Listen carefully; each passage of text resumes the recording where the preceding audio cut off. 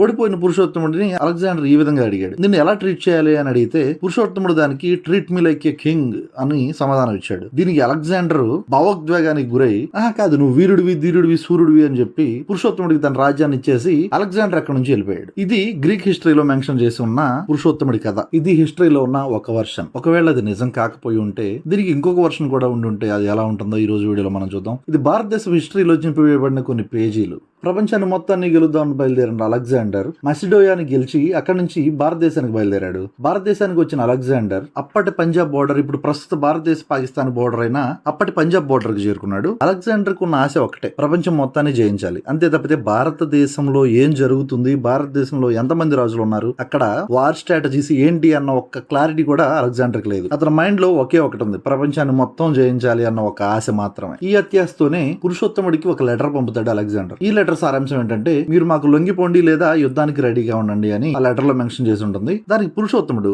యుద్ధంలో కలుద్దామని ఒక స్ట్రాంగ్ మెసేజ్ ని పంపిస్తాడు. పురుషోత్తముడు రాజ్యంలోకి ఎంటర్ అవ్వడానికి అలెగ్జాండర్ సైన్యం ఉన్న ప్లేస్ కి మధ్యలో ఒక రివర్ ఉంది. దాని పేరే జీలం రివర్. ఈ రివర్ ని దాటుకుని అవతలకి వెళ్ళాలి. పెద్ద రివర్ ఏం కాదు, చాలా చిన్నది. సో దీన్ని క్రాస్ చేసుకుని ముందుకు వెళ్ళాలి. ఇప్పుడైతే అలెగ్జాండర్ భారతదేశం దగ్గరలో ఎంటర్ అయ్యాడు, కొంతమంది రాజులు యుద్ధం చేయకుండానే అలెగ్జాండర్ కి సరెండర్ అయిపోయారు. ఆ సరెండర్ అయిన రాజుల్లో అంబి అని ఒక రాజు ఉన్నాడు. ఆ రాజుకి పురుషోత్తముడికి అస్సలు పడదు. పురుషోత్తముడిని అటాక్ చేయడంలో ఈ అంబి చాలా సాయం చేశాడు అలెగ్జాండర్ కి. ఈ జీలం రివర్ మధ్యలో ఉన్న జీలం రివర్ ఏదైతే ఉందో ఈ రివర్ ఫ్లో చాలా ఫాస్ట్ గా ఉంటుంది. సో దీనికి తోడు పైన ఉన్న కొండల దగ్గర నుంచి మంచు కరిగి ఆ మంచు అంతా వాటర్ గా మారి ఆ వాటర్ ఫ్లో ఇంకా చాలా ఫాస్ట్ గా ఉంటుంది. ఈ సిచ్యువేషన్ లో అవతలకి వెళ్లే అవకాశం లేని అలెగ్జాండర్ ఏం చేస్తాడంటే రేషన్ మొత్తాన్ని కూడగట్టుకుని తన సైన్యంతో అక్కడే తింటూ అక్కడే ఉంటూ ఎప్పుడైతే వాటర్ తగ్గుతుందో ఆ టైంలో క్రాస్ చేద్దాం అనేది అలెగ్జాండర్ ప్లాన్. దీనికి ఆపోజిట్ లో ఉన్న పురుషోత్తముడి సైన్యం కూడా చాలా స్ట్రాటజిక్ గా ఉంటుంది. వీళ్ళు ఎప్పుడు క్రాస్ చేస్తారా వేసేద్దామని వాళ్ళు కూడా రెడీగా ఉంటారు. ఇది ఇలా కొనసాగుతున్న టైంలో అలెగ్జాండర్ కు ఒక ఐడియా వస్తుంది. అదేంటంటే, ఈ రివర్ బారు క్రాస్ మొత్తాన్ని చెక్ చేసిన వీళ్ళకి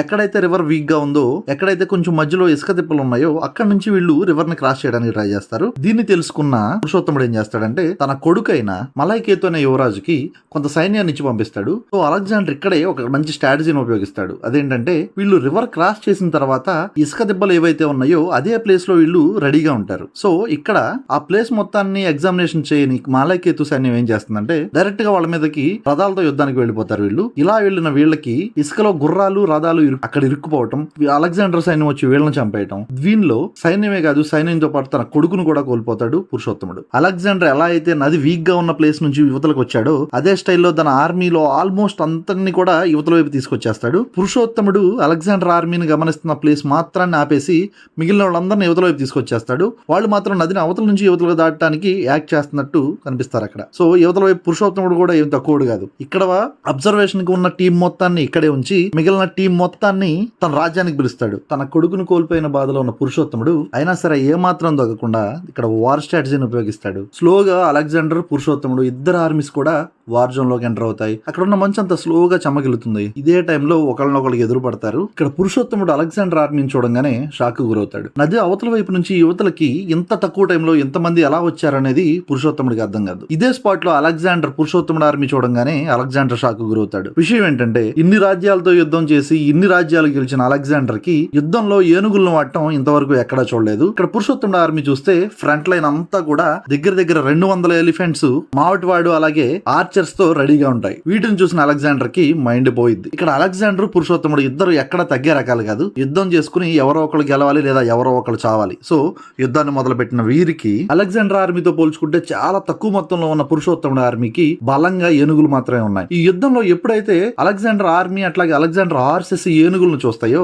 భయపడి పక్కకు పారిపోతాయి. ఇదే అనువుగా చూసుకున్న పురుషోత్తముడు ఆర్మీ వాళ్ళందరి మీద బాణాల వర్షాన్ని కురిపిస్తారు. ఇక్కడ ఈ పురుషోత్తముడికి చాలా ప్లస్ అవుతుంది. ఇటువైపు అలెగ్జాండర్ కూడా కంబైన్ ఆర్మ్ ఫార్మేషన్ లో ఇతను కూడా ముందుకు వస్తాడు. సో వీళ్ళ స్ట్రాటజీ ఏంటంటే తన ఆర్మీ మొత్తాన్ని డివైడ్ చేసి ఈ ఏనుగులను ముందు దెబ్బ కొట్టాలి. వీళ్ళ ప్లాన్ ఏంటంటే మావటివాడు ఏనుగు మీద ఉన్న మావటివాడిని దెబ్బ కొడితే ఏనుగు ఏ విధంగానూ ముందుకెళ్ళదు, దానికి ఒక కమాండ్ అనేది ఉండదు. సో వీళ్ళు ఏం చేస్తారంటే ఈ ఎలిఫెంట్స్ మీద ఉన్న మావటి వాడిని టార్గెట్ చేస్తారు. సో వాడి మీద బాణాలు వేయటం, వాడి మీద గుణపాలతో ముందు వాళ్ళని చంపడానికి ట్రై చేస్తారు. ఇటువైపు పురుషోత్తముడు కూడా తక్కువ లేదు. ఏనుగుల్ని ముందు పంపించినప్పటికీ దీనికి 100 అడుగుల దూరంలో ఇతని రథాలు రెడీగా ఉంటాయి. ఈ రథాలను ఎప్పుడైతే దింపుతాడో దీని తర్వాత ఆర్మ్డ్ ఫోర్సెస్ దింపుతాడు. పురుషోత్తముడు కూడా చాలా స్ట్రాటజిక్ గా వ్యవహరిస్తాడు. ఇక్కడ ఇంత గొప్పగా జరుగుతున్న యుద్ధంలో సడన్ గా ఒక విడ్జ్ ఫార్మేషన్ తో అలెగ్జాండర్ ముందుకు రావటం, ఈ విడ్జ్ ఫార్మేషన్ లోపలికి వచ్చిన అలెగ్జాండర్ ఏనుగులన్నింటినీ పడగొట్టేయడం, ఇక్కడ తన సైన్యం మొత్తాన్ని కోల్పోయిన పురుషోత్తముడు అలెగ్జాండర్ నీకేం కావాలని అడిగితే పురుషోత్తముడు దానికి treat me like a king అంటాం.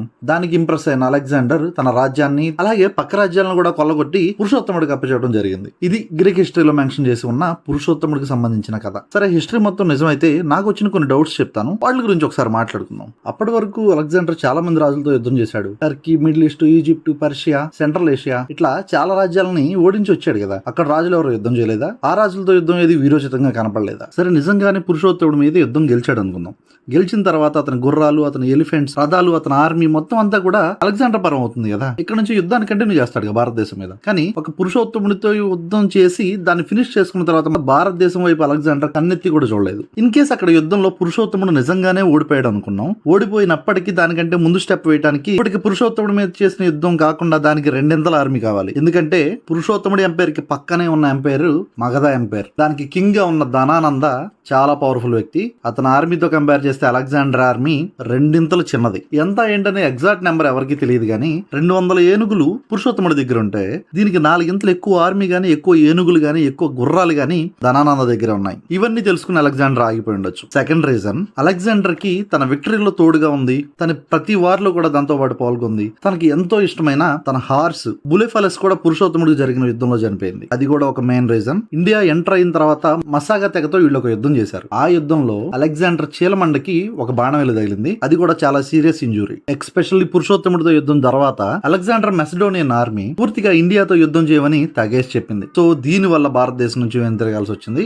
అసలు మన ఇండియన్ హిస్టరీ ఏ ఉండుంటే అసలు విషయం మనకి ఎప్పుడో తెలిసి ఉండేది. ఒకసారి మీరు హిస్టరీలో చూస్తే 1193 సిఈలో బక్టియార్ ఖిల్జీ అనే ఒక టర్కిష్ మిలిటరీ జనరల్ నలంద యూనివర్సిటీని తగలబెడితే అది బర్న్ అవుట్ అని దగ్గర 3 నుంచి 4 నెలలు పట్టింది. 5వ సెంచరీలో హోనా, 13వ సెంచరీలో అల్లావుద్దీన్ ఖిల్జీ.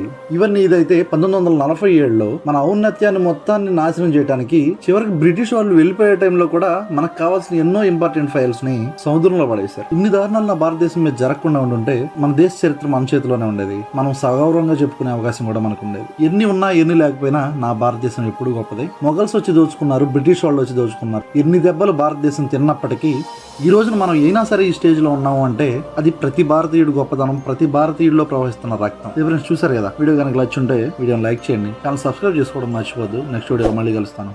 జై హింద్.